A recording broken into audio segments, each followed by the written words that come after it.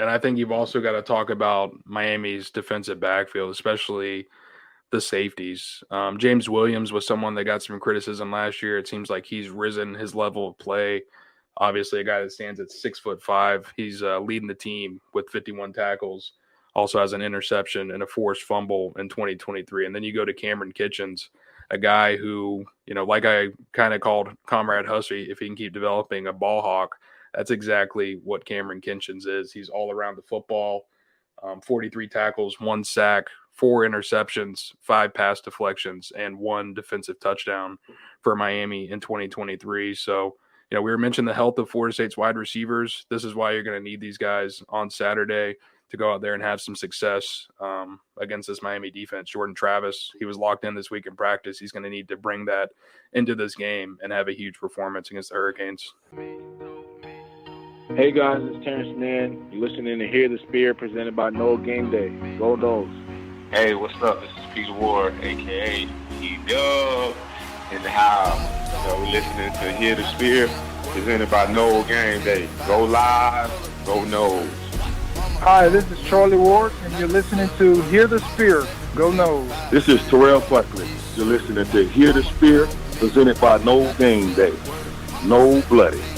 But perhaps better known as the greatest corner to ever step on a football field, Deion Primetime Sanders.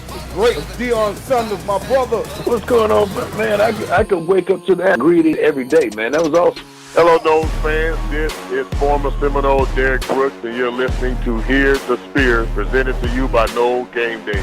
James Wilder Jr. What's going on, James? Thanks for having me on. FSOD, Florida State or Die, and go Noles. William Bar None Floyd. Gentlemen, what's up? What's happening, guys? This is Logan Robinson from Hear the Spear, presented to you by NoelGameDay.com. We are here live on a wonderful and the best Wednesday of the year. It is officially Florida State versus Miami week, one of, if not the best rivalry in college football. Might be a little biased here, but incredible matchup that happens once a year, either down south or up in Doak. After last year's beating, Mario Cristobal and the Hurricanes would like to probably have a different result, or at least be able to show that they can compete with the Seminoles this year. But we'll see that on Saturday in a primetime matchup at 3:30. Looking forward to being up there and covering it with Dustin and the rest of our guys up in the press box and being back home for the weekend. But with me this evening is Austin Veazey, our lead basketball writer and game preview guy for the season. And down below is Dustin Lewis, our editor-in-chief. Gentlemen, it's Miami week. How are we feeling? Feeling great. I mean, like you said, this is one that we have circled on the calendar every time the schedule comes out. Florida State, Miami doesn't get much better than this. This is the kind of game where you throw the records out the window because these two teams are going to go at it. And no matter if it's a 14-point spread in Florida State's favor or whatever it is, I mean, you can never rely on that. This is one that's just going to come down to grit. And I mean, two teams going out there and going to war on Saturday afternoon. It's going to be fun. Miami hasn't been the greatest since ACC play started, but you cannot throw anything out in this rivalry. Like Dustin was just saying, anything goes. There's going to be some hard hits. There's going to be some moments where the crowd's like, oh, it's just that rivalry. Yep, one of the favorites since I was growing up, being there in the stands. It was a lot more of the Miami fans being up there and talking trash, but you'd see it on the field, and we've had tons of guests on here, former Noles, say this is the one game that they pinpoint every year while you're in spring camp. Even Mike Norvell talked about in the press conference on Monday, saying how big of a game of a rivalry this is. It just does a whole lot of things for your program, including recruiting as well, because these two teams really grab a lot of their talent here from Florida. So a lot of things goes into this. Sometimes your wife, girlfriend, also a Miami fan, have to deal with that. So you're also sitting separately on the other. You wouldn't know. He can't marry a Hurricane or a Gator. Throw her out the car. Jeez, whoa, damn. Starting off right off the bat like that. Okay, here we are. I like it. But definitely going to be a fun one. We got quite a bit to talk about before we jump into that preview, guys. We're going to give our last thoughts on FSU Pittsburgh. We're going to talk about the latest college football playoff rankings, this upcoming ACC championship up there in Charlotte. Got a kind of some minor health updates on Jordan Travis, Keon Coleman, Johnny Wilson. We've been seeing Johnny Wilson at practice this week. Really looking forward to hearing what you've got for us on the practice observations part of this podcast, Dustin, because a lot of fans are seeing him practicing. You've been hitting us up, letting us know a few things here and there and what he's looked like. So I know our listeners are going to look forward to that. Marlo Cristobal talks Florida State. Also, we're going to talk full-on practice observations and jump into our preview and give our score predictions at the very end. So kind of a jam-packed one here, but heavily focused on this rivalry on Saturday. As always, you can listen to this podcast on iTunes, Google Play, Spotify. If you're on YouTube right now, hit that like button, subscribe so you get notified every time we release a new episode. I know a lot of y'all are coming in here this week, so just let you know we're always throwing up some interviews of players, also Mike Norvell from every practice of the week whenever the media is allowed to be there. So make sure you guys subscribe because there's a lot of content outside of just our Hear the Spear episodes and our instant reactions. There's also some VODs and some actual player stuff that you guys can go listen to right as it ends. So make sure you hit that subscribe button. Gentlemen, let's give our last thoughts here on FSU's win up there in Pittsburgh. They took care of business for the most part. It took a little while, definitely took a little while, but for Jordan Travis, he's having a stellar last couple of weeks. You can tell he's in his groove, perfect timing as you're heading into the beginning of November, but they leave Pittsburgh 24-7. They don't keep that 30-point streak, guys, but still do what they need to do, and they're 9-0 on the season. It's crazy to think, last year we were really looking forward to Florida State reaching that 10-win, beating Oklahoma and their bowl game. Now they're just one win away, and you're at, like I said, in the early part of November. It's been an outstanding regular season so far for Florida State. Didn't get a ton of style points last weekend, obviously. One a little bit ugly. This is one where the offense, struggled to get going earlier in this game, and the defense really had to step up and hold par for Florida State for, much of that first half. And then things got clicking as Jordan Travis and Ja'Kai Douglas kind of established a rhythm. Trey Benz was able to get going in the second half. And then, consistently, Florida State's defense was able to shut down Pittsburgh. I think we mentioned the instant reaction. That was the best game that an opposing offense has played against FSU's defense in a couple of weeks. The first time that FSU had surrendered over 300 yards in the past 4 games. But, regardless, a good effort on both sides of the ball. And, you escape an upset bid by a Panthers team that was, really playing for its season. 2-6. They needed to upset Florida State and continue to win out to be able to make the postseason. And that was also the first loss for Pat Narduzzi in the month of November in the last 2 years. This is a Pittsburgh team that's played its best at the end of the season, and Florida State was able to go in there and, a tougher than expected environment and pull that one out. Yeah, you would have wished for the execution to be a little bit better. You talk about the fumble on the first drive. There's the 4th down call where Florida State doesn't convert. There's just a couple chances here and there where Florida State didn't quite make the plays that they needed to make. And if those go Florida State's way, it's a much different game. It's not often you see an offense go for 500 yards and have just 24 points. I think that's more of an anomaly compared to what we've seen the rest of the season. And I think they'll get back on track these last 3 games. It's a great chance for Florida State to really lock in this end of the season. You're already locked in the ACC championship game. You don't have to worry about that. You can just go out there and worry about whooping Miami's ass. It's the best part. Exactly. 100%. You just got to take care of week by week your opponent. And, Pittsburgh brought a lot of physicality. Narduzzi is a really good defensive coach. He's been that way for a lot of years. So they gave their best. I thought Pittsburgh performed very well, and it showed. Definitely at the score. Florida State going back from a couple of games throughout the whole season, really putting these teams away. But I think we all talked about this on our season preview. Pittsburgh, a team that we it was not going to be the easiest to go up there and come away and easily smoke them out and boom, you're out. They knew what they were doing. They wanted to try to make some noise, and they did. It made it highly competitive there in that first half. Florida State doing a good job though, and responding, and Jordan Travis too, finding other connections like a Ja'Kai Douglas, Darian Williamson, who had a really great catch too. But that's something that really impressed me of Jordan Travis's play. It's not so easy going through these practices, and you're going with your 2s, your 1s. You have to build a lot of chemistries. There's just so many targets, and I think we kind of eliminate that and what Jordan Travis has to prepare every week. There are so many different guys that JT has to build chemistry with. And he's done that definitely with the starting group, but he had to find his groove with the second team guys. And, he did what he needed to do. And this tight end room too is also stepping up. Kyle Morlock is really become a solidified kind of a consistent weapon for J-Trav to go to. A lot of these teams preparing well for Jaheim Bell because they know how advanced he is in just different ways that he can be utilized in Mike Norvell's offense. So Kyle Morlock kind of sneaks out there. And then you also have Marquiston Douglas, always making those little splash plays here and there. But definitely nice to get away. 9-0, you move on. You got a rivalry game coming up this weekend, which Mike Norvell seems to be pretty amped about. He is for every rivalry game. I think he really dials into these. I remember when he first had COVID and he couldn't go to the Miami game. You could tell how brutal that was for him on not being able to be there on the sideline. And now, obviously, we're getting it back in Doak. Last time, 4th and 14. Should have wore the shirt, actually, from J-Trav and their camp they sent us last year. But it's going to be super fun. Looking forward to it. Even though it's not that 7:30 kickoff, man. Not a 7:30 kickoff. Y'all fine with 3:30, though? Whatever works. It's going to be dark by halftime. Yeah, I would love for it to be a true night game because, like we were saying in the instant, there's nothing better than a rivalry game at night in Doak Campbell. I don't know why they decided to go with Texas TCU at the primetime slot instead. That just doesn't make sense to me. But, what can you do? 3:30 is still better than noon. Screw nooners. Always. Had enough of them this year. Yeah, some that I wasn't expecting. I never would have thought going into the season that Florida State Clemson would be at noon, but there we were.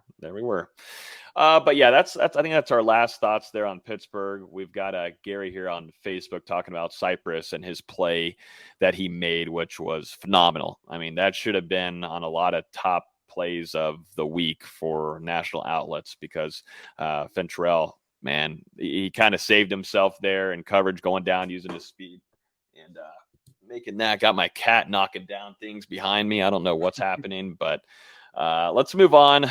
Obviously does not want me talking about Fentrell Cypress. I don't know what's going on there. So I'm getting pounded with plants coming off from behind me. That was an amazing play, though. I watched it back again on the broadcast today. And I mean, just the awareness to not only get that ball out right before you cross over the goal line, but also, I mean, he goes flying out of bounds with the receiver and has the presence of mind to get back in and jump on that ball before the Pittsburgh player. There was a Pittsburgh player sprinting down who had noticed the ball in the end zone, and he's able to get there before the Pittsburgh player. And actually, Adam Fuller talked about it some on Monday and said Conrad Hussey had noticed the Pittsburgh receiver that was going down there to get that ball, and they had started going on an all-out race. So it sounded like if Fentrell didn't get in to get that ball, the other two guys, Hussey and the Pittsburgh player, were going to be fighting for it. But I mean, yeah, that was a big play for FSU. The offense didn't end up turning it into a scoring possession, but just to prevent Pittsburgh from getting out of the end zone early and like the comment said, going up potentially 14-0 with that scoring drive late into the game. I mean, that could have changed a lot of what we saw in that first half. Cypress did get beat twice bad in this game, but at least he made up on one of them, forcing that fumble. Mm-hmm. Yeah, he did. But yeah, let's jump into these college football playoff rankings. Not much really changes, at least for your college football playoff rankings there and your top four. But there's definitely some top movement. 8. Yeah, definitely some movement going on. I think there's been some funny discussions too. I'm interested to get y'all's takes on Alabama since it feels like there's a lot of push for now Alabama if they beat Georgia, obviously, and that SEC championship, then Florida State, do they budge any? What's going on here? I've just been interested to see Twitter, but starting off with Georgia at 1, Michigan 2, Ohio State 3, Florida State 4, nothing changes there in your first bracket, but then it drops down in your top 8, Washington, Oregon at 6, Texas 7, and then Alabama at 8. Gentlemen, what are y'all's thoughts on this? Because it is fun now to really have to key into all of these games every weekend. At the kind of first half of the season, we're all just sitting there. We're going through week by week for Florida State. But now you got to keep an eye on a lot of these other teams because not only just the wins, but also the score differential, the margins there play a pretty vital role in this college football playoff committee team. Well, I would like to say it's actually Ohio State at number 1 and Georgia Oh, yeah. number 2. So let's flip those. But Yeah, let me flip it.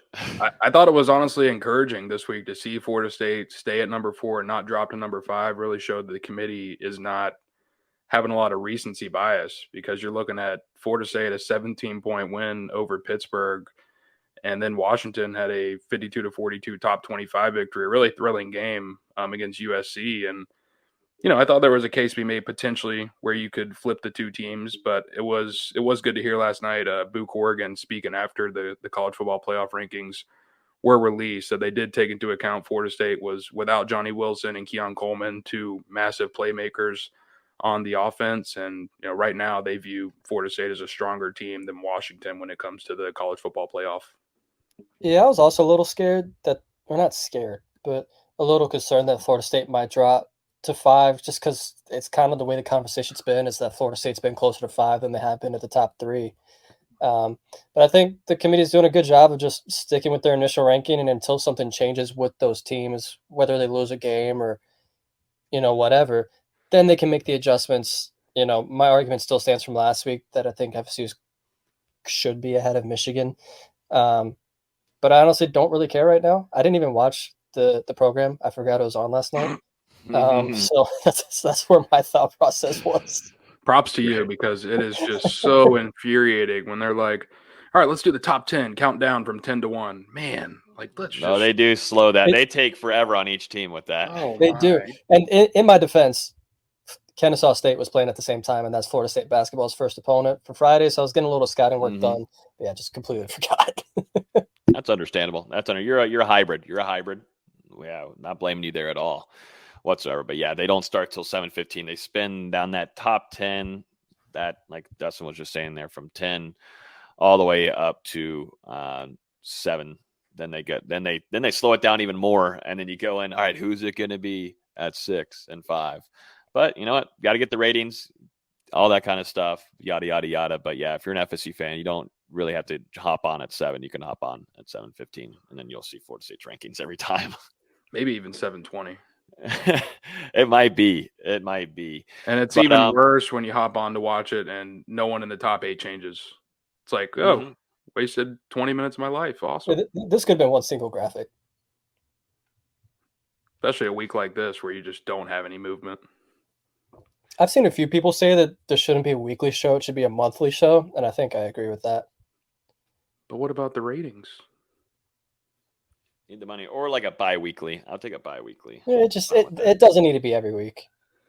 I do think. Go ahead, Logan. I was just gonna say, you got to build up that hype and tension, man. Got to have it. Or they can only do one after conference championship. I do think if there was going to be movement in the top 4 this week, potentially Georgia going up to number 1 over Ohio State after that win against Missouri. And Ohio State, they looked pretty questionable for, the majority of those 3 quarters of that win up at Rutgers. Rutgers doesn't throw a pick 6, and who knows where that one goes from there. And Georgia, on the other hand, handled Missouri for the most part in that victory. So, we'll see how it goes moving forward. Obviously, Ohio State, Georgia, and Michigan all have some top 25 opponents remaining in their regular season. Florida State probably not going to play another ranked team until the ACC championship, depending on how Louisville finishes out the next couple of weeks. So, this discussion is going to continue on until we finalize these things. And even just this week alone, Ohio State's playing Michigan State, which doesn't really matter, but Michigan's playing Penn State, Georgia's playing Ole Miss, Washington's playing Utah. There's a ton of good games this week, and there may be some natural movement by Georgia potentially falling to Ole Miss. So we'll see. One game to watch out for, speaking of the ACC championship, Louisville plays on Thursday night against Virginia. There, they could seal up and get that ACC championship berth. Correct? I believe they could if they win against Virginia. I think all but seal it up. Yeah, that would pretty much do it. Yeah, this should, because they'd only have one conference game left, and they own the tiebreaker, and they're the only team with one loss right now. So yeah, I'm just looking at Georgia Tech. Yeah, and they'll lose to Clemson, I would expect. So because the stock is rising per Dabo Swinney on the Tigers. Well, the game is in Clemson. It's in Clemson, hard place to win. It is. Florida State's the only one that has done it. Mm-hmm. Yep, exactly. But another game to watch, too, if you're talking about some college football playoff rankings. Michigan at Penn State. That's at noon. It's a big nooner. So we'll be keeping an eye on that and seeing what Michigan can do there. A lot of off the field drama, man. A lot of drama going on there.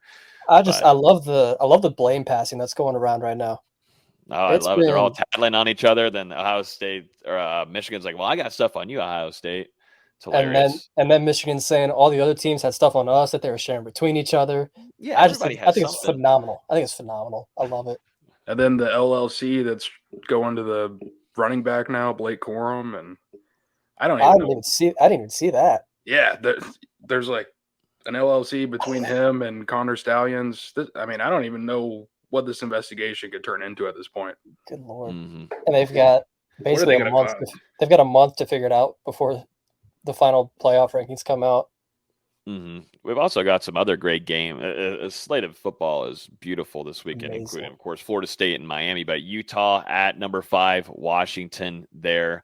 And then you've also got Ole Miss at Georgia, not one to overlook as well. Could this be a potential kind of upset weekend? It kind of feels like something's warming up to it. It's kind of been quiet the last couple of weeks. Top teams doing what they need to do. Due for some disruption, man. And if not, if this continues to do the thing, these teams win as they're expected, then there's going to be high drama. Like it's going to be even more just of how you're going to notch into the top 4. Definitely if Alabama beats Georgia. It's a big conversation. The Pac-12 as well. Like there's just so many good teams from conferences, and it could get interesting, gentlemen. It could get interesting. I just don't think Florida State's in that target of getting eliminated from that top 4 if they continue to win and they take care of what they need to do in Charlotte. But we've seen crazier things. We have definitely seen crazier things, but you just can't take away Florida State, the talent that they have, and definitely if it's health. There's all kinds of things that the committee could look at, but if it's a healthy Florida State team, you're not taking them out of the top 4. Florida State, we've said it before on the show, they've already played their toughest slate of games, and then now these other top 3 teams in the playoffs are going through that stretch. So we'll see if they're able to survive. Georgia has been playing with fire all season. Will Ole Miss finally be the team that gets them? This will be the toughest game that Michigan has played in all of 2023, and it comes on the road in Happy Valley. So could be a fun weekend in college football. And you really got to keep. I shouldn't say root for Louisville because I don't think anyone ever really can. But you do need them to continue to win games while some of these other teams that other them lose. Like if Penn State loses to Michigan, Louisville's all of a sudden a top 10 team. If Alabama loses to Auburn at the end of the year, Louisville keeps moving up. And if you somehow beat, 7th ranked Louisville in the ACC title game, looks a lot better for maybe getting a 2 seed. And if Washington loses to Utah this weekend, you're talking about Florida State and those other 3 teams in there being the final 4 undefeated teams at the top. I think at that point, if those 4 continue to win out, it's going to be hard to make an argument to knock any of them out of the final field. Yeah, well, Ohio State and Michigan do play in 2 weeks, so a little hard to say that. That's a good point. That's a good point. Yeah. Fair argument. Yeah. Nope. I'm looking forward to it. Starting off right at noon, man. It's gonna be. We definitely got to keep an eye too, and just watch and do some scouting now. A lot of FSU fans will do the same. Looking at Louisville tomorrow night when they do face Virginia. This team plays physical. They've got a good front 7. It's going to be something that we'll be observing and look into. Definitely, if they get the win, we'll be already kind of understanding what kind of team that Florida State's going to be facing, because they still got to get that one more win and that championship to move on and get that potentially get that playoff bid. So still a lot for Florida State to handle, and it obviously starts with Miami Hurricanes, which they're going to try everything in their power to ruin it all for Mike Norvell and the Seminoles. Let's jump into what Mike was talking about with the rivalry game. Mario Cristobal, what they bring quarterback-wise. Also some health updates, too, which you can kind of mix here, Dustin, with the practice observations, I guess. But we saw Johnny Wilson. He's out at practice. Mike Norvell talking again. Didn't really give a full-on update there for us. It's kind of been that way the last couple of weeks. but he did feel a lot more optimistic that we're going to see some more production, at least in practices, to get a better evaluation on who's going to be available this upcoming weekend. But what have you seen particularly, Dustin? I'm going to kind of mix it over to the practice observations, specifically on Johnny Wilson. Saw him walk in the practice and everything. He's participating. What have you seen from him after the last couple of weeks? We haven't seen him out on the game fields. There's some optimism that he gets back on the field for Florida State this weekend. Obviously, Mike Norvell said as much on Monday. And I mean, we've heard the last couple of weeks during these games that he's missed that he's continued to make progress towards a return. Still not entirely sure the injury that he suffered, that's undisclosed from Florida State. But, regardless, it seems to be as good as he's been in the last couple of weeks since suffering that injury in the third quarter against Duke. And Johnny Wilson, especially on Tuesday, I mean, he looked like Johnny Wilson. He had some of those, just padded in highlight catches where he goes up vertical and pulls it down with two hands over his head. And it's just like, man, how does anyone in the country guard that when Johnny Wilson is on? And then today, had a very impressive play where he used all of his 6'7" frame, those long arms, to reach down toward his toes and grab a ball right before it hit the ground. So, he's had some flashes this week in practice. We'll see how things continue to go over these next couple of days. But, definitely a positive sign for Florida State to hopefully get one of their star receivers. Maybe even both back this weekend when Florida State takes on Miami and Doak. Mm-hmm. Yeah, Mike's saying I do see us at a much better spot. We'll see how the week goes regarding Keon Coleman as well, along with Johnny Wilson, like you were just talking about too. And we noticed this on the broadcast this last weekend, but J-Trav kind of hindering his knee a tiny bit. Seemed like he got dinged up there at the end of the game. Tate Rodemaker ended up coming in. Mike Norvell told us, that was planned. Don't need to see J-Trav out there that late anyways, though. And Rodemaker didn't have to do anything with injury-wise, but he did confirm that J-Trav is fine. He kind of laughed at the question and, I was like, he's good to go. He was just showing me a little grass stain on the sideline. I'm pretty sure Mike was like, are you okay? What's going on? But yeah, it was fine. J-Trav was on the sideline laughing, hugging with Trey Benson and everything after the game with his baseball cap on. So everything's good there. So QB1's good to go. But yeah, Keon Coleman, if he can be a go on Saturday, we know how that changes not just the game, but at this offense. It transforms it, and there's better execution. And you could tell too from this last weekend, a lot of these one-on-one balls, you pressed on a lot during our recap, VZ. A lot of these one-on-one balls, man, these other guys can't make like Keon Coleman. And not a lot of people in the country can either. There's just maybe one more like Marvin Harrison. Yeah, even if Keon or Johnny doesn't play, you got to get at least one of them back. Just helps things so much out with the offense. And it's also just a red flashing light for the opposing defense. Like, oh my God, Johnny Wilson. Oh my God, Johnny Wilson. We got to allocate resources. Opens up some other things. No disrespect to the rest of the receivers, but if Florida State's rolling out Ja'Kai Douglas, Tron, and Destin Hill, the other secondary is not as concerned with that. Yeah, no, that's the thing. Florida State likes to take those shots, and Jordan Travis told us after the Clemson game, he's always going to take those chances with Keon Coleman. He's so reliable in that, and, he's just got crazy hands. That's just straightforward. It's just who he is talented. Going to be a first-round potential draft pick in this upcoming year's draft with Marvin Harrison up there as well. Just super loaded there. Also, Mike Norvell talking about Kalen DeLoach, who I think we have been week by week giving him props, but he's having an excellent season. A guy that's stuck around with this program, has been through the thick and thin, just everything that has had to change culture-wise in that locker room, and has turned into becoming a really big leader. When we first met him, Dustin, 2021, when we first credentialed, we were talking with him. He's a lot more of a quiet guy then.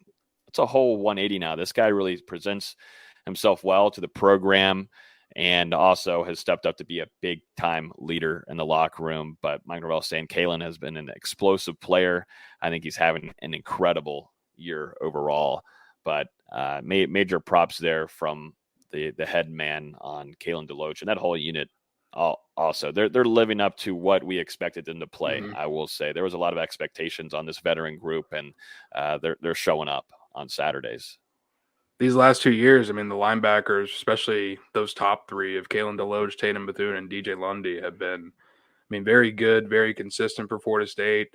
And I mean, what's even better about those guys is normally all three of them are in the lineup. They played a lot of football over the last couple of years for the Seminoles. But yeah, Kalen DeLoach, I mean, he's grown as much as anybody since he arrived in Tallahassee. And I'll remind you guys, back in the preseason, I actually named him my defensive MVP for FSU's 2023 season. I feel like he's living up to that so far, leading the team in sacks so far, despite not being a guy who blitzes a ton, and is just a confident veteran and a vocal leader for the Seminoles. And, you know, along with a bunch of those other guys on the defense, is part of the heart and soul of Florida State. So Kalen DeLoach, definitely a big piece in Florida State making this run over the last couple of years.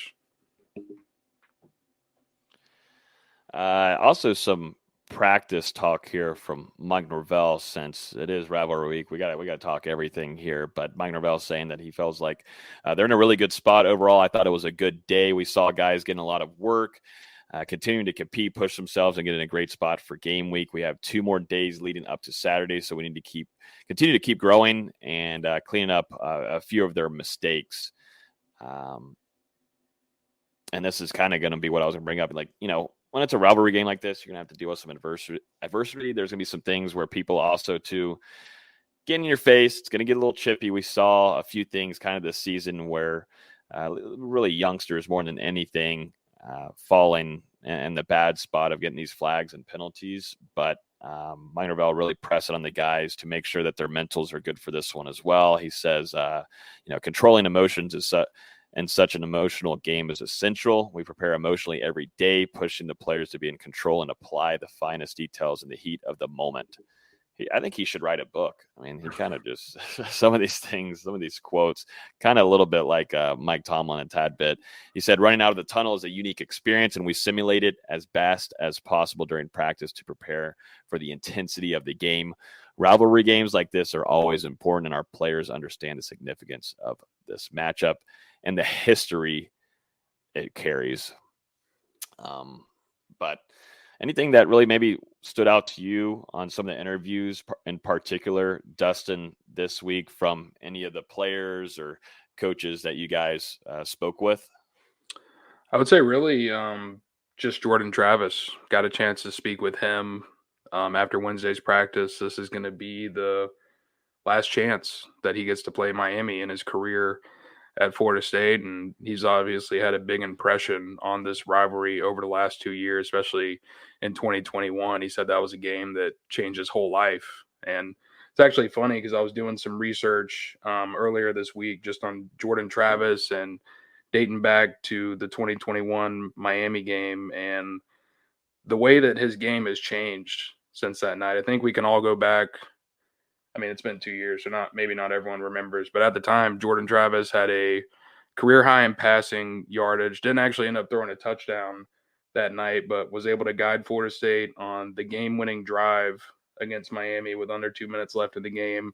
Had that 59-yard pass to Ja'Kai Douglas to get it going, the epic 4th and 14 conversion that we mentioned a couple times on the podcast now to Andrew Parchment, and then Jordan able to run it in and also get the 2-point conversion himself to spark Florida State to that victory. But yeah, just going back through it, Jordan Travis in 22 games before that victory against Miami in 2021, he had passed for 2,018 yards, 18 touchdown passes to 12 interceptions, and also had 1,362 rushing yards to 14 touchdowns. And after that, in 24 games, only 2 more than how many he had played before going into that 2021 Miami matchup. I mean, you can just see it, 7.1% better completion percentage, 6,136 yards over the last couple of seasons, 47 touchdown passes to 8 interceptions. That's a 5.9 to 1 touchdown to interception ratio. And also 735 rushing yards, so still continuing to be a threat with his legs, and 15 touchdowns. I mean, still getting in the end zone as much as he did before when, I mean, he ran a lot more each game. So It's been really impressive. I mean, just to see what Jordan Travis has developed into at Florida State. And like also dealing with different coaches as well, flipping around with definitely quarterbacks coach in particular. They're going from Dillingham over to Tony Tokar's. There's a lot of things that have changed throughout his career outside of just, coaching staff changes just right there in his room alone. And, shout out to Tokar's as well. Such a young coach getting this first gig as a quarterbacks coach of this level of the program. You can definitely tell Mike Norvell, he's, as usual, does a good job of scouting, not only players wise, also in the transfer portal recruiting. He's doing a good job there, but also whenever he's bringing in some coaches and believing in some of his youngsters. We all knew that coming in. He did that as well during his time at Memphis, but he does this well. And, Tony Tokar's has done such a good job hands-on, not only with J-Trav, but you look at Tate Rodemaker too, and we're not overlooking Tate Rodemaker not starting the 2024 season over there in Ireland. I don't think any of us are overthinking that Tate Rodemaker would not be heavily into that competition once it begins. He's looked good when he's came in, obviously not starting the first quarter, second quarter and such. Luckily hasn't needed to be, knock on wood. But when he's gone in, he's taking care of the ball. Some of these balls coming out of his hand, man, they're nice. They're nice. I think a lot of FSU fans are noticing that as well when he gets in there. But it's a guy that understands the system. He's been around this team for a while, and I think Tony Tokar's has been a really, really good coach in that room to help improve that whole room, and particularly J-Trav, like you were just talking about. He definitely looks a lot better. I mean, there were times when he came in relief duty in 2021, and I mean, even a couple times last season where he kind of looked like a deer in the headlights, and really think that game against Louisville did a lot for him and kind of breaking that glass ceiling and kind of showing Rodemaker that he can do it at this level. And that's just inspired him over the last year.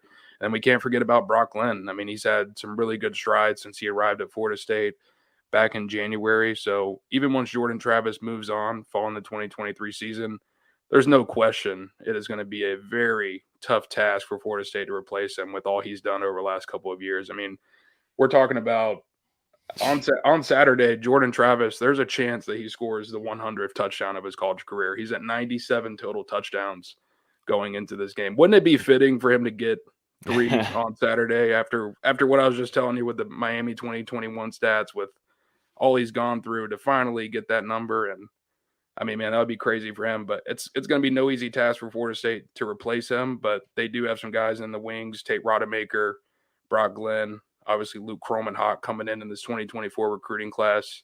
Got to be really excited about the future of this quarterback room. Yeah, I think 24 is Tate's to lose. Obviously, I know this is a conversation for March, but to me, 24 is Tate's to lose, and then that battle in 25 between Kromenhoek, Duffy, and Glenn, if everybody stays, I think that's going to be a really fun battle. Yeah, no, I'm looking for that. Might have to stay the week up there with you, Dustin, for that one. Might have to stay there for a couple days of camping instead of just one. Is that all right with you? I got a guest bedroom. All right, good. Even though my whole family lives there, I'll just come stay with you. But yeah, no, definitely something to look ahead for next year, but definitely some good notes there. Good job calculating those and getting those stats out. That was a good tweet. Make sure you're following Dustin on Twitter at Dustin Lewis NG. Mario Cristobal too. We know this content is always out on NoleGameDay.com. Make sure you guys are going on there. The guys do a phenomenal job. Our writing team has been so consistent. They've been putting out some awesome content throughout the season. I think it's the best we've been yet in a year. But just specifically, we're grabbing opponents' coaches and grabbing some quotes there. And Mario Cristobal kind of keeping it short than most of the other coaches that we've heard from this season. Not really in particular of talking and identifying each player, all that kind of stuff. But just specifically on the rivalry overall, he said, I think it's the best one. I played in it, coached in it. I just think it's the best one there is. The intensity is unmatched. And then he talked about Florida State being a potential, championship caliber team. He said they're a very upperclassman-led team. They're very talented, very stout, big, and strong at the line of scrimmage, and very explosive at the skill positions. The quarterback is certainly a difference maker. They're talking about Jordan Travis. But just a few things from really Cristobal there. He talked also about just more into the rivalry and, how getting his team getting prepped for that and everything. But, for both coaches, they'll agree with one another. It doesn't take too much for them to get their players energized and everything. Mike Norvell saying that he really, really liked how the team showed up during Sunday's practice when they got back from Pittsburgh, really liked the mentality and attitude they had.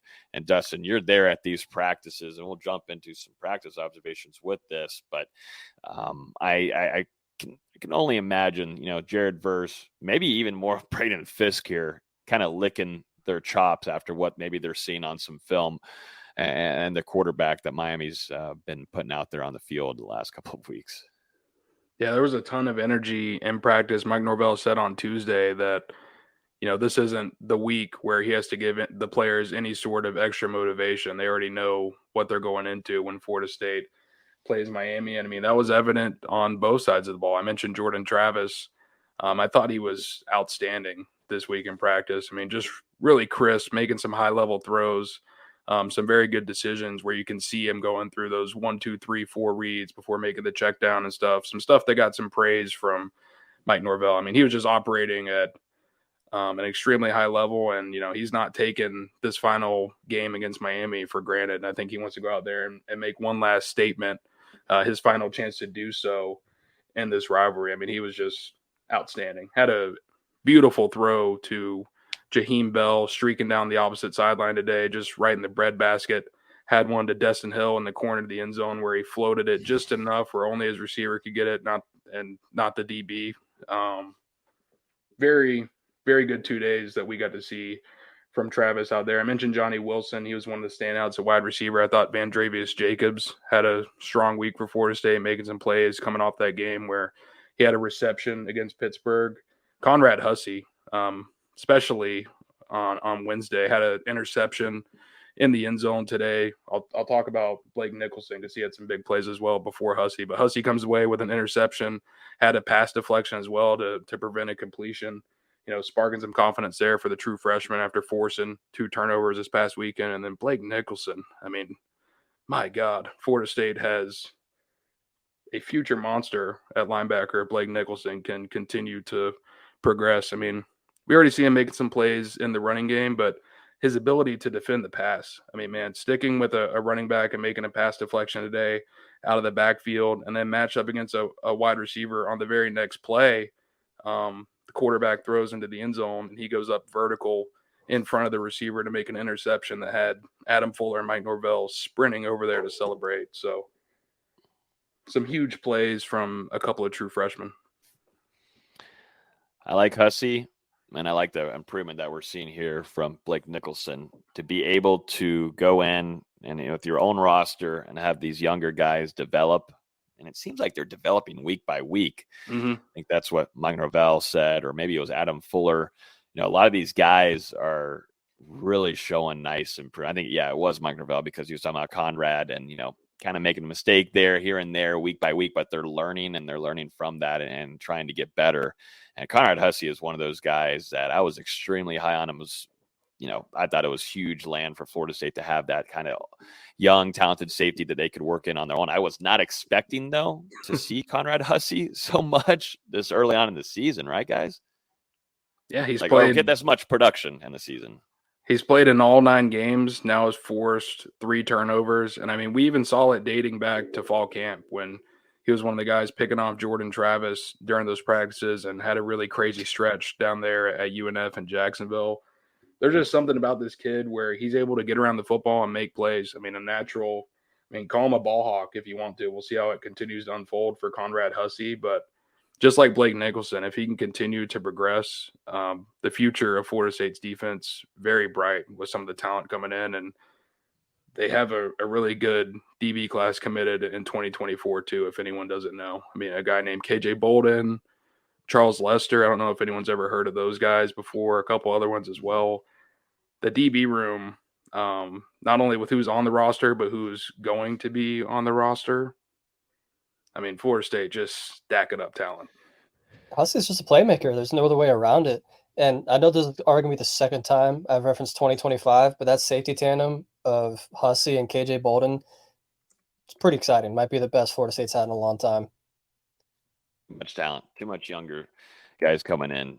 I love it. I love it. It's gonna be fun and very competitive too, as well, because you've got some guys that are in their second year as well that have shown you signs since their freshman year as well, like a guy like Azare Thomas, who just has those natural abilities, physical attributes as well. But yeah, defensive back room, with Coach Surtain too in his first year.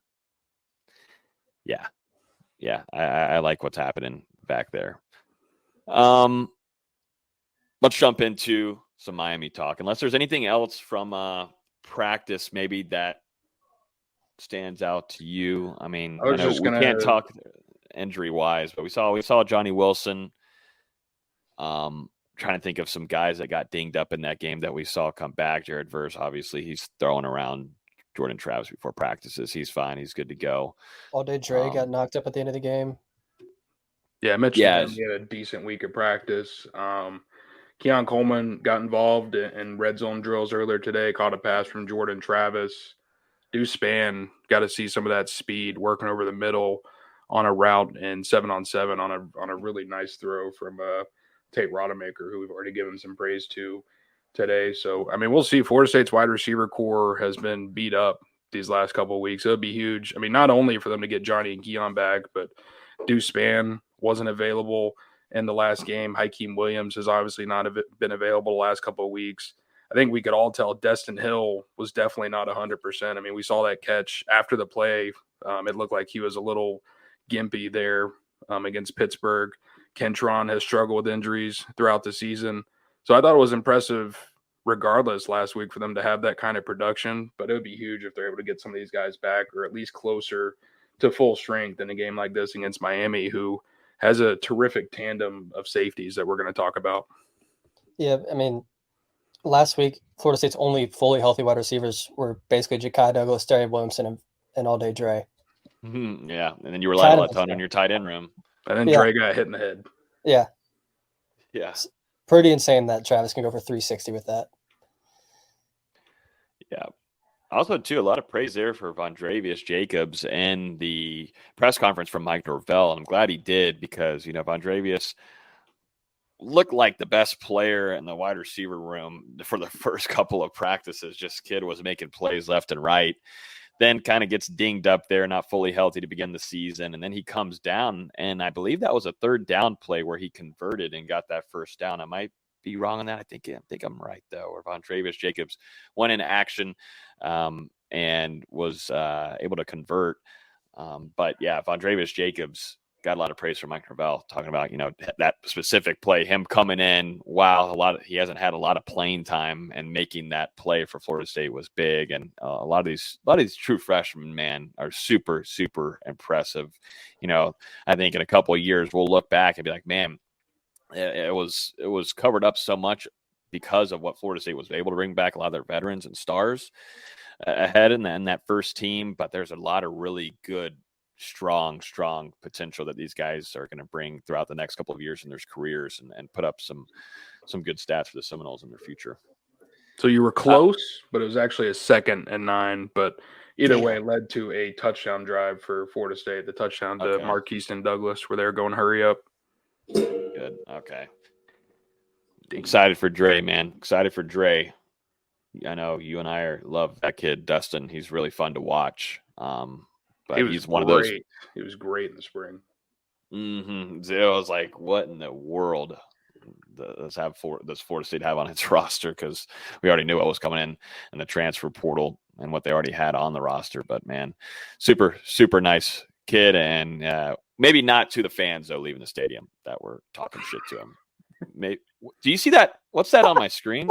I don't know. I saw that earlier. Yeah, and I was that's the first time I've seen it. Right when you did a thumbs up, too. You do it on your screen. See if it does it. It doesn't want to do your thumbs. No, all right. I don't know. That was weird. The audio people are probably wondering what the hell we're talking about, but random things popping up on my screen. I saw that when the show started, and I was just staring at it. Are you getting hacked? Do you have something to worry about? Something's happening, and I don't really need that. I'd never really asked for like the animations to come on StreamYard, but all right, well, we'll take it, I guess.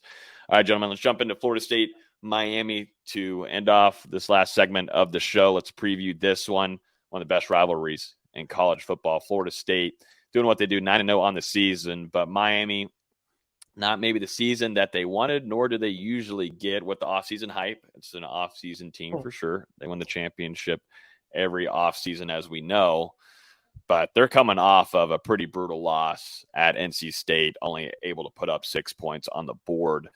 Gentlemen, what's standing out to you guys just going into this game overall? It's been tough times for the Hurricanes over the last couple of weeks. I think what stands out is just how poorly Tyler Van Dyke has played. 10 interceptions in his last 4 games. Miami's offense has just been sluggish. And at the same time, Van Dyke has been playing through injuries, trying to gut it out for the Hurricanes, but I mean, just hasn't been able to be productive enough to guide them to victories. And also Miami coming to this matchup, they haven't been on the road a ton this season. This will only be their 3rd road game of the year. They are 1-2 so far. Beat Temple, which I think it's just even funny that Miami went and played at Temple. It's their 4th road game, by the way. So this is their 4th road game. They played 3 this season. Yeah, 1-2 on the road. Lost last week, 20-6 NC State. Lost previously to UNC, 41-31, and beat Temple on the road. So this will be a test for the Hurricanes going into probably the most hostile environment yet in 2023. Yeah, you already mentioned Tyler Van Dyke's 10 interceptions. What you failed to mention is that he only has 5 touchdowns in that same span. And if you take out his productive UNC game, in ACC play, he has just 1 touchdown and 8 interceptions. He's just been brutal. They've tested some things with Emory Williams. I'm curious to see if he's going to end up getting the start in this game. But it's been a brutal passing attack for Miami in ACC play. It's really about the running game. They've got this running game that's predicated on getting those consistent 6 to 8 yard gains and getting those 3rd and shorts that they can convert easily. If they're in 3rd and long, they essentially have no shot. And it's going to be important for not only Florida State's defensive line to show up, but the linebackers have to be spectacular in this game.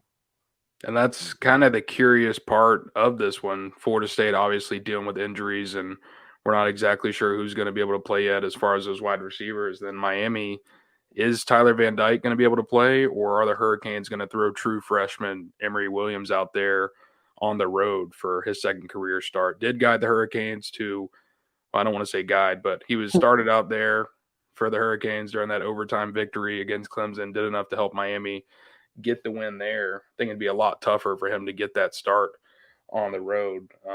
Cristobal non-committal about who Miami's starting quarterback will be on Saturday. So, I mean, that's going to be something that we'll be looking at during pregame to see if it's going to be Tyler Van Dyke or Emory Williams. Florida State, they've played against Van Dyke these last 3 seasons.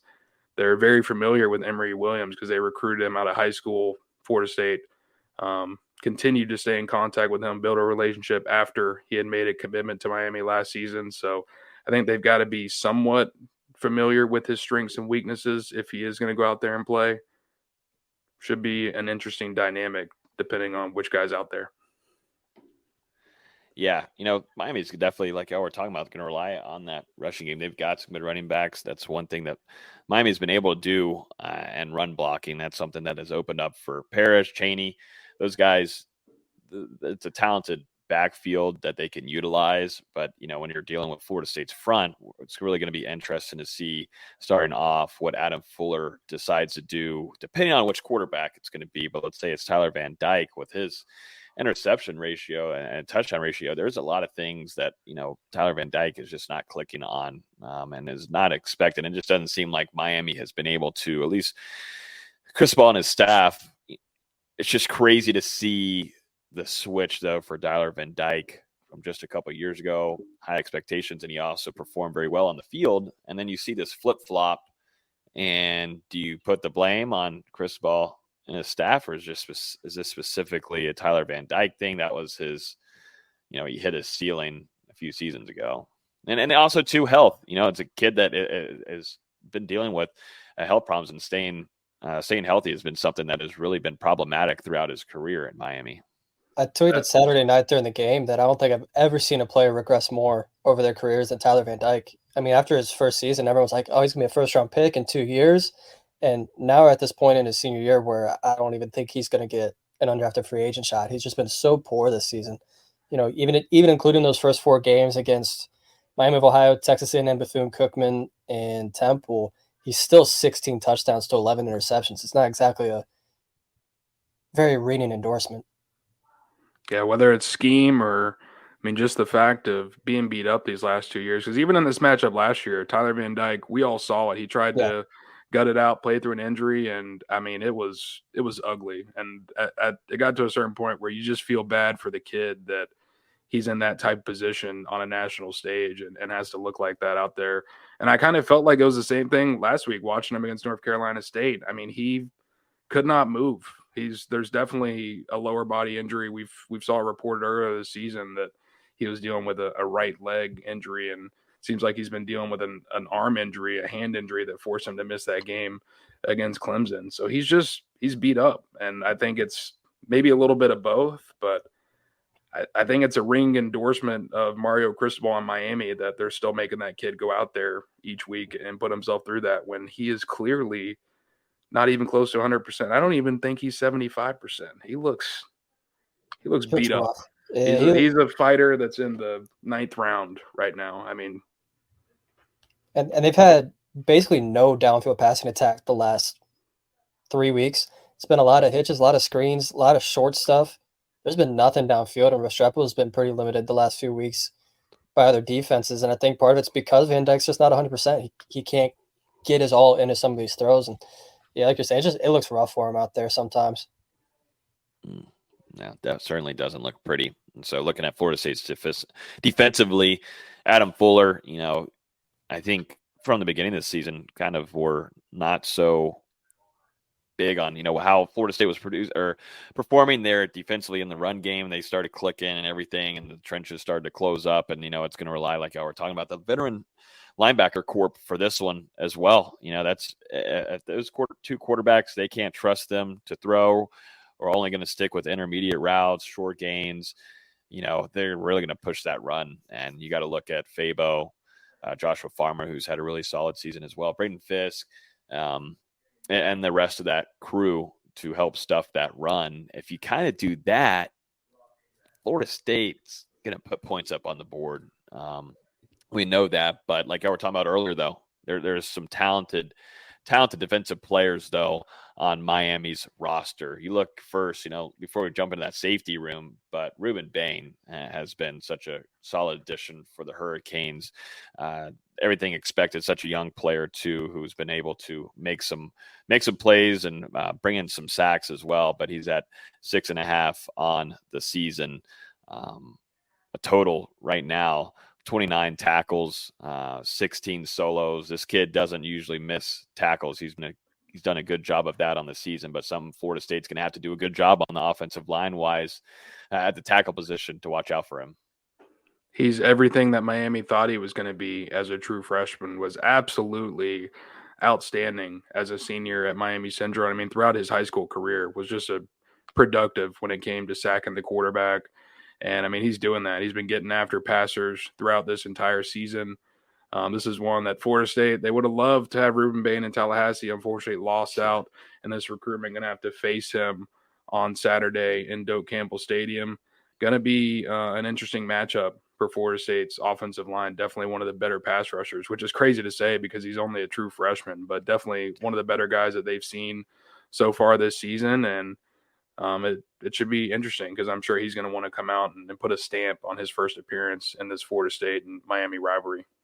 Yeah, I'm curious to see how he looks this weekend because last weekend against NC State, I know he was getting double teamed pretty frequently, but you could tell he was kind of gassed. He's played a lot of snaps in ACC play, just going off PFF. He played 72 snaps against UNC, 62 against Clemson, and then 74 against Virginia. He's just been on the field so much.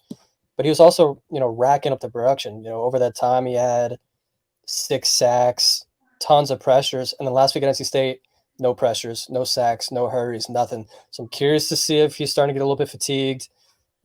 College season's obviously a lot longer than a high school season is. He's a true freshman, like you're just saying. He's a great player. I kind of hope he's a little too worn down because how good he is. But it's definitely something to watch out for. Won that FSU Miami rivalry adrenaline hits, though, I think you hit a different kind of gear there while you're on the field. So I would expect for a full force of Ruben Baines, super talented. And like you were saying there, Dustin, they would have loved to add this to this defensive end room. I mean, this kid would have been playing quite a lot of snaps, man, with Jared Verse and Pat Payton. He'd be pushing for some playing time as a true freshman, man, with that ability. For sure. And I think you've also got to talk about Miami's defensive backfield, especially the safeties. James Williams was someone that got some criticism last year. It seems like he's risen his level of play. Obviously, a guy that stands at 6'5". He's leading the team with 51 tackles, also has an interception and a forced fumble in 2023. And then you go to Cameron Kitchens, a guy who, like I kind of called Comrade Hussey, if he can keep developing, a ball hawk. That's exactly what Cameron Kitchens is. He's all around the football, 43 tackles, 1 sack, 4 interceptions, 5 pass deflections, and 1 defensive touchdown for Miami in 2023. So, we were mentioning the health of Florida State's wide receivers. This is why you're going to need these guys on Saturday to go out there and have some success against this Miami defense. Jordan Travis, he was locked in this week in practice. He's going to need to bring that into this game and have a huge performance against the Hurricanes. Yeah, J-Trav's done a good job of taking care of the ball. Kind of saw some slip-ups at the beginning of the season. And like I was saying earlier in this podcast, I think it was just about building a lot of this chemistry with the wider range of targets, something that, he's had it throughout his career at Florida State, but not at this magnitude and the pressing of getting it to his playmakers and building that trust with guys like Keon Coleman, Jaheim Bell, and Kyle Morlock too. But, that's one thing, Jordan Travis got to have to stay on check. And if Miami's going to get tired, I know there's a comment in here, there's some games where it kind of seems like some of their youngsters or team overall gets a little whooped. This is where J-Trav and Mike Norvell, they're going to want to keep a nice, consistent drive going, hold on to this time, the possession on the clock and run it out throughout that game, have these long extended drives that, Florida State, we saw last week though, kind of was hindering themselves there. But once J-Trav got things clicking, used his legs a little bit, they finally found their groove. But obviously it's going to rely a lot on, Johnny Wilson showing that he's 100%. And then also to Keon Coleman as well. Protecting Jordan Travis is definitely going to be key as well. This is a rivalry game. It's a nasty one as well. Things get a little chippy here and there, and Miami is not going to want to perform how they did last year. That was an utter embarrassing game for them. I'm not expecting to see that kind of team that we saw last year. That team gave up very early on. I wouldn't expect that to be the case this year, or it could, but I don't expect it. Early on is a stretch. I mean, Florida State scored the game-winning touchdown on the first drive. Yeah, and like we mentioned, Tyler Van Dyke was hurt. Well, they still trying, I guess. Still trying it there, but then it was like completely dead that second half. But didn't Miami end up playing 3 quarterbacks in that game? I could be wrong, but I'm pretty sure they did. Anytime you have to play 3 quarterbacks in a game, it's not a good thing. That's when you're like, F it. Go ahead and get you a couple reps in. I don't know. But, it's going to be a fun one. I mean, I wish it was a night game. I do. It'll be night game at third quarter. Don't worry. It gets be a game, though, in the third quarter. It gets dark in Tallahassee by 5:30. It will be a night game. I mean, it's crazy. It's ridiculous. It's been getting dark here. There's a small chance the game's already over by then. I know. That's what I'm saying. I want it to be like a night game, and then there's something happening there in the third quarter. Yeah, Also, Florida State fans might not care about that and just say, put them away. Yeah, I don't want it to be a one-score game when it finally gets dark. I want this game to be over with. Man, what's our weather looking like, too, for Saturday up there in the 850? Saturday, low of 64. Looking like around kickoff will be at 76 degrees, 77. Oh, it's going to be beautiful. It's a warm November. It is. It is. And then out of nowhere in Tallahassee, I know it will be, boom, it's going to crash right on you and down in the 40s out of nowhere for a straight month. Last week, it was like 30 to 50 for a couple days, and now we're back in the 70s and 80s. Mm-hmm. There's a couple questions we'll run through here before we jump into some score predictions. But this is from Matthew Brown on Facebook. Question for y'all. Do you think this coaching staff is one of the best in the country at making second half adjustments? And I think you could give a lot of credit here to Adam Fuller. You know, we've seen Mike Norvell do what he's done, but Adam Fuller with this defense, just overall in a lot of these, quarters, first half, second half, he's done a good job. But second half, Adam Fuller has done a really damn good job this year. I don't think it's any question. You think back to the season opener against LSU, the halftime of the Clemson game, and how the defense played from then on out. Against Duke, even this game against Pittsburgh. I mean, shutting out Pittsburgh for the second half of that football game. I mean, it's been proven all season. These coaches, they do a very good job not only of making adjustments, but also of just getting guys back on the same page in the locker room when things go wrong. And just really impressive. There's a lot of cohesion between this coaching staff, especially, most of these guys have now been together for the last couple of years, but with the way this defensive backfield has played and the first year with Fuller and Coach Surtain working with one another, it's been impressive to watch. Yeah, unfortunately, we don't get the chance to watch every single coaching staff in the country, but yeah, I think you could argue Florida State's one of the best in making second half adjustments. Question here from Zayno on YouTube saying, do you think game plan adjusts away from the home run ball attempts, or do they continue to force them? Assuming we get Keon and or Johnny Wilson back, the intermediate throws in space have had the most success. It's, part of me wants to say yes, they'll get away from it, but at the same time, their MO all season's been let Keon and Johnny win those one-on-one battles. We'll throw it to them when they have those opportunities.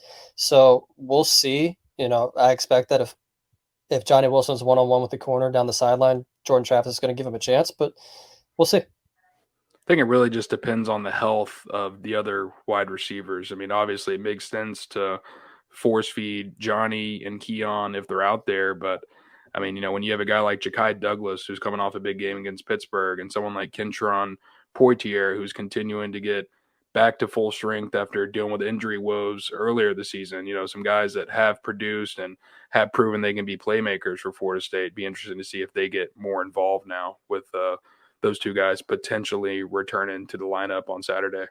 And I don't know if this will make an impact, but Johnny's been hurt twice this season on intermediate routes coming across the middle. So I don't know if Norvell will want to keep putting him in that situation. Mm-hmm. Yeah, that's a good thought there for sure. But yeah, we'll really see. You couldn't really tell too on the sideline what both of those guys were going through, and maybe more specifically Keon, because we didn't see him get hurt a week prior. So, really going to be interested to see a lot of pregame warm-up stuff, Dustin, that we're going to be keeping a close eye on going into this one, not only for Florida State, also Miami, and what they're going to do with that quarterback room. But, there are some things. I'm just wondering what's hindering here Keon Coleman, where a lot of people were in shock. And, it was kind of surprising for us. Maybe not for you as much, Justin, because you're at practices and, the availability. You got a good eye and, expectation of what you're going to see on Saturdays. But that was still something that was like, oh, okay, all right, Keon Coleman's not playing today. Going to have a lot of guys have to step up, and we'll see what happens during warm-ups and seeing maybe what Keon is maybe dealing with specifically. Gentlemen, let's jump into score predictions. It's time. We've had a lot of interesting score predictions here in the last couple throughout this whole podcast, this whole show here, the Spear. There's been some really interesting ones. We've had a lot of former Noles come on here, had our co-hosts have some wild scores. But how are y'all feeling? Going into this, and what score are you thinking here? And I think, is it D-Lou? No, it's back to me. Oh, it's down to you. Back to me. Should be, at least. This is a 10th game? Yeah, so I went, so I think you're up next, and maybe Dustin's next week. Yeah. I'd feel a lot better if Florida State was 100% healthy with their wide receivers. Keon's still doing some things. John is still dealing with some things. They're going to rotate guys in and out. Both of those guys are 100%. Florida State could easily win this game by 5 touchdowns. I really don't have any doubt about it. I still think Florida State pulls away in the end. I think it's going to be kind of close for that first half, though, kind of like we've seen with the Clemson game, the Duke game, the LSU game, and maybe Florida State's taken like a 13-10 lead into halftime, and then they blow it open in that third quarter. As I mentioned earlier, Florida State's got to get Miami into third and longs. For the season, Miami's about the same with Florida State on third down conversions, around 43%. When you get to ACC play, it's down to 39%, and in 3rd and 5 or longer, in ACC play, it's just 22%. So first downs are going to be key for Florida State, keeping Miami behind the sticks. If that happens, this really shouldn't be much of a game. I've got Florida State winning 38-13. Okay. All right. Back into the 30s, starting the new streak. I like it. Good score. Good score. Mm-hmm. Yeah, this is going to be an interesting game. You never really know how these rivalry games shake out. Florida State, Miami. I mean, man, it's been a classic one for as long as you can go back. And coming into this one, it looks like Florida State has the major upper hand here. Miami kind of been trending down last couple of weeks. Not really sure if Tyler Van Dyke's going to be able to play. And if not, you're throwing a true freshman on the road against the Seminoles. Pretty much throwing him into the fire. We have seen Florida State have some slowish starts this season and some really competitive first half. So I kind of agree with you, Austin. I think, and especially with this one being a rivalry, that we're going to see some back and forth action, especially for that first quarter, maybe into the second quarter. But Florida State, with the talent and depth on both sides of the ball, I think they're going to end up pulling away in this one. It will help if they're able to get some of those receivers back. We'll be tracking that during pregame. I'm sure Johnny Wilson and Keon Coleman want to get out there and make an impression on this one because, like Jordan Travis, and for Keon Coleman, this is probably going to be his only chance to play against Miami during his time at Florida State. Johnny Wilson is probably going to be his second and final time playing against the Hurricanes. I think those guys are going to want to be out there if they're able to. But in the end, I got Florida State, like I said, pulling away here. I'm going to go FSU 34, Miami 13. Okay. Both over the 30s. I like it. Don't need to add much more into what y'all were saying. I just stick here with Mike Norvell, and ever since he's been able to be there at games, what he did was on the sideline last year at Miami. Felt like he just wanted that one badly, and I just think Florida State, with how they've played at home this year, I think they're going to play one of their closest complete games, and I think that's going to say a lot about this team. And I think it's just going to be huge for Jordan Travis to stay on track like he's been playing the last couple of weeks. But Mike Norvell, you can just tell in the press conference, if you want to go back and watch that from Monday, he always circles this game down, with Florida as well. Clemson, focus entirely really there on the ACC, but it really comes down to Miami and Florida. And he knows how much goes into this. And you're also, Dustin, also mentioning a lot of recruits going to be here in Tallahassee for this one. He wants to put on a show. He wants to put points on the board.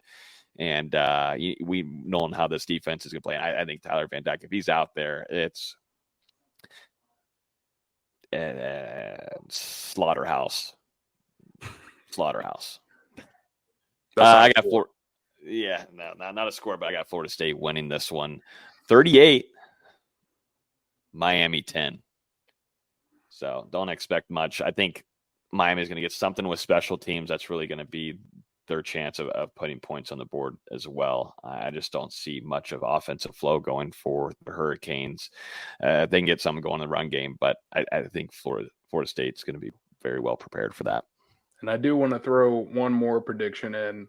Jordan Travis gets his 100th career touchdown and then gets one more against Miami on Saturday. Oh, wow. Four total touchdowns. I can see it. Now, what is it going to be? Is it going to be a run or throw for the 100th? I think a run. I feel like a run would be apropos. Yeah. You can probably one of those QB sneaks. Mm-hmm. Now, you got to get the classic read option, let him keep it. Roll out in the corner, go into the student section. Yeah. I'll take it for the photos that we'll get, so Sign me up. Exactly. But yeah, I'm super looking forward to being up there. It's going to be fun, beautiful weather. There's just something about this rivalry that just makes it so fun, so chippy. A lot of trash talk. Going to see some weird looking Miami fans as well. It's always a fun time. So VZ, do you have anything basketball-wise for us to keep an eye out for before we hop off out of this show? Friday is Florida State's first regular season game against Kennesaw State. If anybody's in town for the Miami game, swing by the Tucker Center, get you a couple beers, watch Florida State probably struggle it out with Kennesaw State. But jeez, golly, that's not a great way to start off. At least tickets will probably be cheap. You'll probably be able to find a seat. They'll probably still be at the box office. You don't have to get them on Ticketmaster. It's probably going to be a dogfight. I'm not going to lie. While Kennesaw State was amazing last year, I said it last week, their head coach went to USF. They lost a lot of those players, but they do bring back the tournament MVP of last season, although he did not play much Tuesday night against Oakwood. Kennesaw State's first game was against one of the worst college basketball teams I've ever seen in Oakwood. Oakwood was on their fourth game in 5 days, which you just do not see in college basketball. Half of their shots in the first half weren't even hitting the rim. But Kennesaw State plays fast. Florida State struggled with those kind of teams in the past. I think they had 82 possessions, which in a 40-minute game, that's a lot of possessions. They had a lot of offensive rebounds and offensive rebound rate of over 20%. Florida State struggled with defensive rebounding in these exhibition games. Might be a battle. I sincerely hope it's not. I hope Florida State goes out there, wins by 20. But we've seen this team for a year now, and they just haven't been that great. And Jalen Gainey's not expecting to play. If he was playing, I'd feel a lot better. Primo Spears is still waiting on a decision from the NCAA on whether his waiver is going to get approved or not. And he's far from the only one. There's tons of players in college basketball that are still waiting the NCAA to make a decision. Get your shit together, NCAA. It's been 6 or 7 months for all of these players. How do we not have a decision for any of these guys? But surely it's been sitting on the desk since then. This didn't come across the table in September. You've known about it. So it is what it is with the NCAA. We'll see if Florida State can find some chemistry. I'm really looking forward to watching Jameer Watkins for the first time since I haven't been able to watch the games, only see them and track them through stat broadcasts. I'm finally looking forward to watching the game. But we're here. Basketball season is here. I'm so excited. It's wild, man. I mean, can you imagine if Austin decided, hey, I'm going to publish a game preview at 5:00 after the Miami game started? Or, if you're at work and you decide, oh, I'm not going to file those papers, screw it. I mean, it's not even that. Pretty much every team in college basketball started Monday, and we're at Wednesday going into Thursday. So this would be like me getting the preview out on Monday after the game. Yeah. That's what this is. It's really like I was like, hey, Austin, I'm going to remind you about this preview in April. Will you make sure to have it done on this day in November? Yeah, no problem. Oh, it's not done. Mm-hmm. Yeah. You can't trust NCAA. I hate this organization. I really cannot stand it. They're just screwing. I mean, you got to think these are, some of them teenagers, but 20, 21, 22-year-old kids that are trying to play college basketball. Yeah, who gives a flying? We can't even give them an answer. Just be like, no, you can't play. Or yes, you can play. I mean, we can't even give them an answer. They're just sitting there in limbo. The season started. Their team's playing games. It's just to show they have the fucking power. How is that even? And it's same for football, too. It's same for football. I mean, look at Daryl Jackson. This kid's not going to be able to play until the semester's over. And it's why Florida State wasn't playing with Primo Spears in exhibition games, because they just don't know if they're going to have him or not. Which I don't blame them. You don't want to get used to playing with a guy and then you're not able to play with him all year. I'd rather do it the other way. And it's even worse. You get the Baba Miller news last year, and you're hoping, all right, well, maybe the NCAA will eventually throw Florida State a bone. Yeah. You can't even get an answer. And it's 2 words. It's yes or no. It's not like you need an entire 12-page essay, double-spaced MLA format. Double-spaced. Just a yes or no answer is all we need. Uh-huh. Yeah. It's absurd. I hate it. I hate it for Spears. I hate it for the team. I hate it for every player in college basketball that's going through it. Because, like I was saying in the production meeting, I've probably watched 15 or 20 different games since Monday night, and pretty much every game has had a player that's still awaiting a decision. It's insane. Get a grip, NCAA. Get a damn grip. All right, I think that's going to wrap it up for this week's show before we say too many cuss words. So I haven't said an F word in a while. So it's been a while. Yeah, it's been like a month and a half. I mean, they deserve it. So it feels right. If anyone's going to get it, it's the NCAA. Yeah. But yeah, appreciate everybody hopping on here this evening for our preview of Florida State, number 4 in the country, facing Mario Cristobal and the Miami Hurricanes. They'll be coming into Doak at 3:30 primetime. We'll have our instant reaction from Doak Campbell Stadium. All 3 of us will be on here to give our recap, instant reaction from down there on the field. Should be good. So make sure you guys are subscribed on our YouTube so then you get a notification on your phone whenever we do go live that Saturday. So we never can really give a defined time, but make sure you're hanging around YouTube around, a couple, probably about 30 minutes or so, 45 minutes after the game, once we wrap up press conference duties with Mike Norvell, Jordan Travis, and the rest of the team.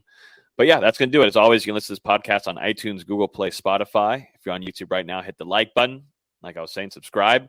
We'll be back here on Saturday, and then we'll see you guys next Wednesday to preview North Alabama. North Alabama, baby. Nothing better. And then after that, it's UF week, which is kind of weird to say, man. These rivalry games being so tight. I kind of like it. I kind of do. I kind of like having a little bit wider in margin. Maybe there's 2 games in the middle, but I can work with it. We'll see how it goes this season. We'll see. But yeah, everybody, safe travels to Tallahassee. Enjoy the game, and we'll see you in the 850. Peace. Mama told me not to say a word. 17, 5, same color.